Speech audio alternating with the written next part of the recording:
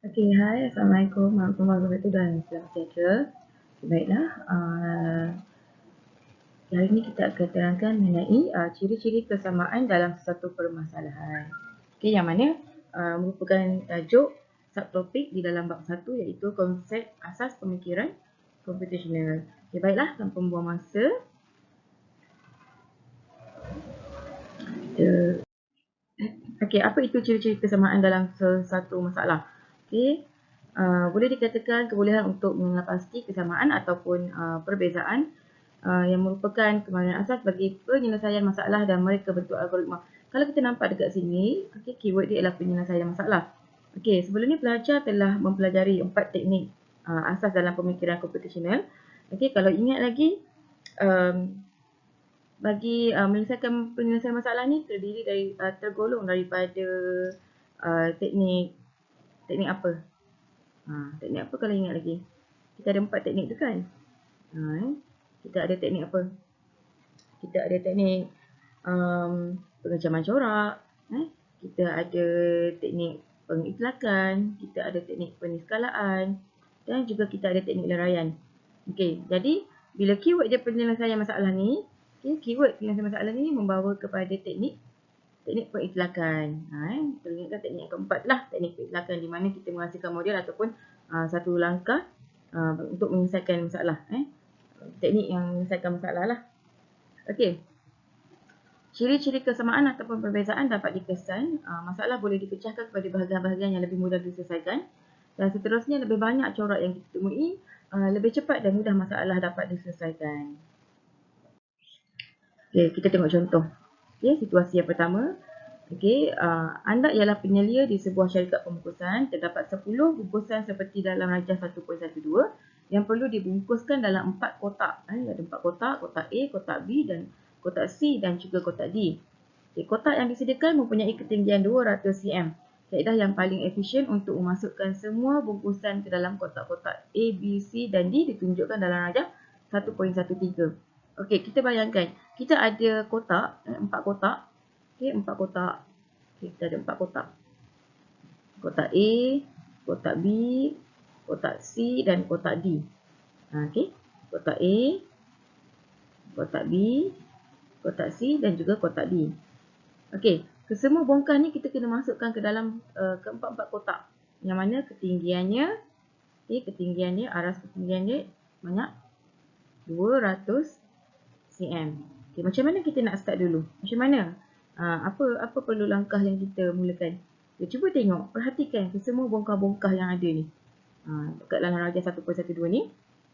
Okey, yang ketinggian 50, ketinggian 80, ketinggian 120, 50, 30, 70, 100, 60, 90 dan 110.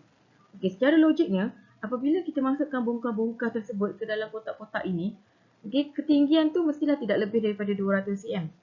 Kalau terlebih terkeluarlah kan. Okey. Jadi, cara yang paling mudah kita ambil yang paling besar dahulu. Kita ambil yang paling besar dahulu. Ni yang paling besar. Kan? Betul. Kita ada 120, kita ada 100 dan 110. Okey, baiklah. Okey, kotak yang pertama kita isi dulu. 120. Okey, so kat sini dia dah penuh lah. Dia dah tinggi kat sini kan. Dah penuh 120. Dekat sini kita ada 110. Kita isi dulu yang besar. Kita settlekan dulu yang besar-besar ni lah. Okey, kita ada yang 110. Yang ini 120. Okey, dan yang ketiga ni kita ada 100. Okey, kemudian yang mana yang kita dah ni kita padamkan. Kita buat tanda lah supaya kita tak terkeliru kan. Biasanya pelajar ni bila dia tak buat tanda, dia dah confuse dah. Oh, mana yang belum, mana yang dah ni dah. Dah tak tahu dah. Sekarang kita tengok lah. Yang ni belum sentuh lagi kan, belum masuk lagi. Okay, sekarang ni ada 120. 200 tolak 120 kita ada baki berapa? Kita ada baki 80, betul tak? Kita ada baki ketinggian lagi 80. Okey, ada tak bongkah yang ketinggian 80? Ada kan? Ni dia. Okey, so 80 ni kita letak dekat sini. Okey, so settle. Nampak tak? So, kotak A dah selesai. Kan? Okey. Alright, kemudian kotak B pula kita tengok. Okey, 110 kita ada baki lagi berapa? 200 tolak 110 kita ada baki lebih kurang 90. Okay, cuba tengok bongkah. Ada tak bongkah yang 90? Ada ni dia kan. Okay, so kita ambil yang ini. Okay, mana kita dah ambil, kita tandakan. Okay, so settle lah kotak B. Nampak tak? Kotak A kita dah settlekan, kotak B kita dah settlekan. Okay. Kemudian kotak C yang ada 100 tadi. So kita ada baki lagi 100 lah. Kat sini kita ada baki ketinggian lagi 100. Okay, ada tak yang 100? Tak ada kan? Okay, tak ada. Tapi kita ada 50, kita ada 50, 30, 70, 60. Okay, nampak tak cara nak selesaikan? Kita boleh ambil sama ada 50 dengan 50. Kan? Betul tak? Dapat 100. Ataupun kita boleh ambil 30 dan 70 pun boleh. Dapatlah 100. Kan? Betul tak? Right? So, okay, katalah kita nak ambil 2 bongkah lah 50. Kita ambil lah 50 kat sini. Okay, 50, 50. So, dah settle. Nampak? Okay. So, kotak A, kotak B, kotak C dah selesai. Tinggallah kotak D yang kosong ni. Dan baki ni, kita just masukkan saja dalam kotak terakhir. Kita letak 70. Okay. Kita masukkan 60. Okay, 60. Dan juga kita masukkan 30. So memang ada baki lagi lah 70 campur 60 baru 100 berapa? 130. Campur lagi 30, 160. So kat sini dia akan ada space lagi 40 cm lah. Okay, dia akan ada baki lagi 40 cm. Okay, alright, sebenarnya ada banyak cara. Terpulang kepada individu lah nak masukkan yang mana. Mungkin ada yang masukkan 50 dekat sini. Dia masukkan 70 dekat sini. Kan? Ataupun mana-mana pun boleh.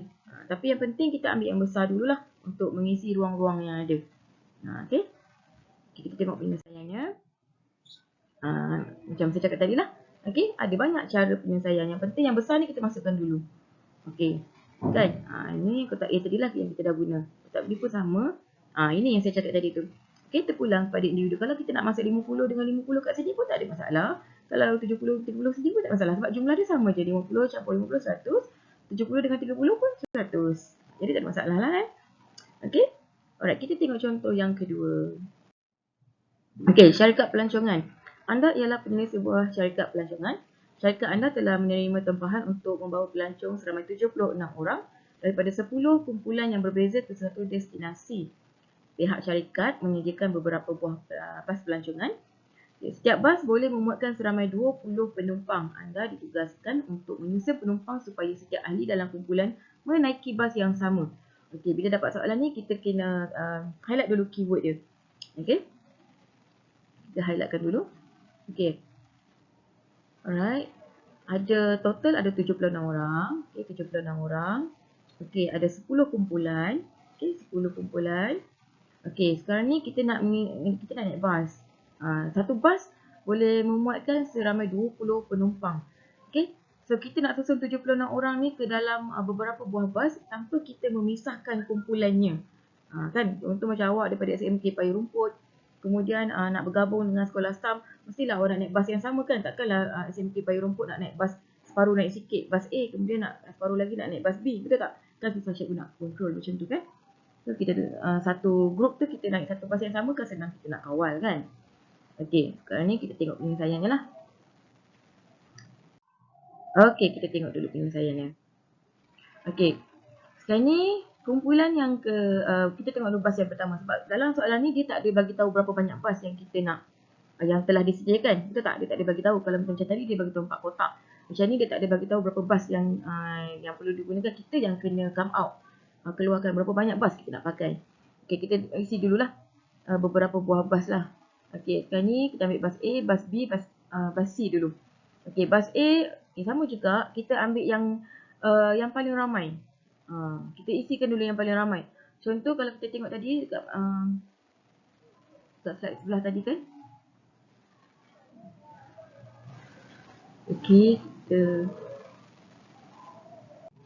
Okey, kalau kita tengok tadi kumpulan yang paling banyak adalah kumpulan 3. Kumpulan 3 seramai 12 orang.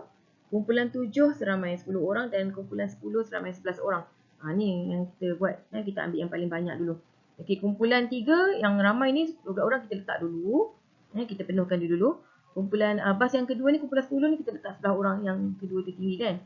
Okey, kita ada kumpulan 1, kumpulan 2, kumpulan 3, kumpulan 4 dan seterusnya lah. Banyak kan. Okey. So, kumpulan 3 tadi ada 12 orang. Yang paling ramai Yang paling ramai kumpulan 7 kita ada 10 orang. Dan kumpulan 10 kita ada 11 orang. Okey, kita ada 11 orang. So, kumpulan 10, 11 orang ni, okey. Kita letak B dulu dan C kumpulan 7 ni 10 orang. So, kumpulan yang melibatkan ramai ahli ni kita dah isi dulu. Kita dah selamatkan dulu. Yang kecil-kecil lebih-lebih ni kita boleh top up dengan kumpulan yang mempunyai bilangan ahlinya sikit lah. Okey. Alright. Sekarang ni kita tengok kumpulan apa yang tinggal. Okey, kumpulan yang tinggal. Okey, kumpulan yang tinggal kumpulan 1, 2, 4, 5, 6, 8, 9. Okey. Alright. So, sekarang ni kita tengok. Kumpulan A dia ada lebih berapa? 2, 4, 6, 8. Okey, 8. Ada tak jumlah ahlinya 8 orang? Ada. Kumpulan 9. Okey.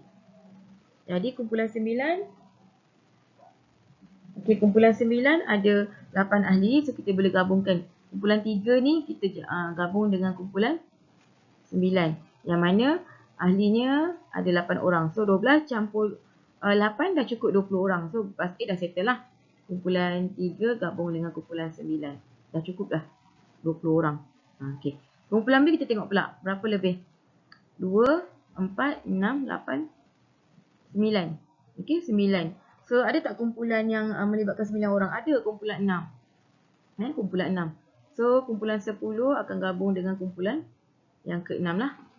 Kumpulan ke-6. Sebab dia ada 9 orang. Kumpulan 6 ada 9 orang. So, cukup 20. Bas B dah settle. Okey, bas C kita tengok. 2, 4, 6, 8, 10. 10. Okey, ada tak kumpulan yang ahlinya 10? Oh, tak ada. Tak ada kan? Okey. So, kita tengok pula ada tak kumpulan yang kita boleh gabungkan menjadi 10 orang. Ada kumpulan 1 dan kumpulan 4. Bermaksud bas C ni kita gabungkan kumpulan 7. Kemudian kita ambil kumpulan 1 yang ada 5 orang. Dan juga kumpulan 4 yang ada 5 orang. Sini 5, sini 5, sini 10. Cukup 20 orang. Saya dah kumpulan C. Bas C.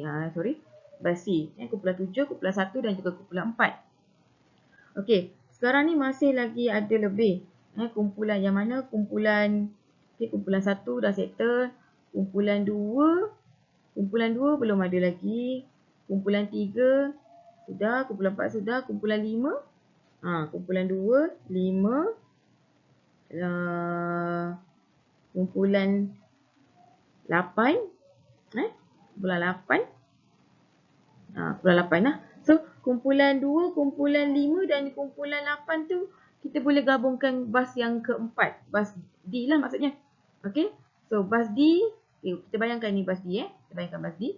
So, dalam kumpulan D ni kita boleh gabungkan kumpulan 2. Kumpulan 2. Pada balik. Kumpulan 2. So, bas D kita boleh gabungkan kumpulan 2. Kumpulan 2 ada 7 orang. Okey, kumpulan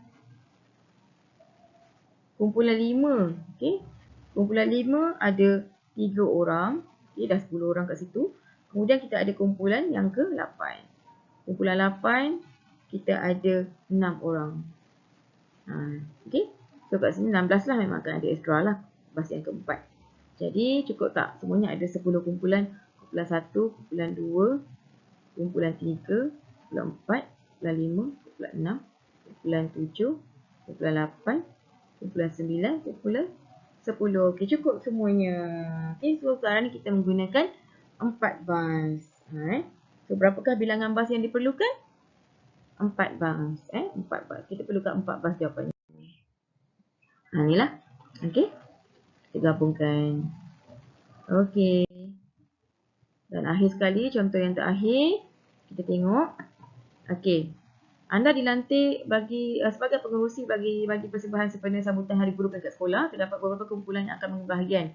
Okey, peserta akan ditempatkan 6 buah meja khas. Setiap meja dapat memuatkan 10 orang. Okey, ada 6 meja. Okey, 6 meja. 1, 2, 3, 4, 5, 6. Okey, satu meja tu kena 10 orang. Kan? 10 orang. 10 orang. 10 orang. 10 orang. 10 orang. 10 orang. 10 orang. Okey, tanpa memisahkan kumpulan. Okey, sekarang kita tengok. Okey. Oh, ini lagi dah tak ada masalah. Lagi senang kan? Okey. So, kumpulan 1 ambillah satu meja. Zapin. Kumpulan nasyid ambil satu meja. Kumpulan dikir barat ambil satu meja. Drama pementasan ambil satu meja. Okey. Kalam jama'i ni, okey, 20 ni nak tak nak kita kena pisahkan lah juga. Sebab satu meja, kita ada 2 meja lah. Kita dapatkan meja dia. 10 dengan 10. So, 1, 2, 3, 4, 5, 6. Okey, nampak tak? Yang akhir ni dia ada 20, so dia akan dapat 2 meja lah. Kita letakkan sebelah lah meja dia. Okey. Okey. Alright. So, itu sahaja sedikit penerangan tentang tajuk ciri-ciri kesamaan dalam sesuatu permasalahan. Okey, yang penting kita kena cari dulu cara untuk menyelesaikan masalah yang sama, dan itu akan memudahkan kita untuk menyelesaikan masalah. Okey. Sekian sahaja. Terima kasih daripada saya. Assalamualaikum.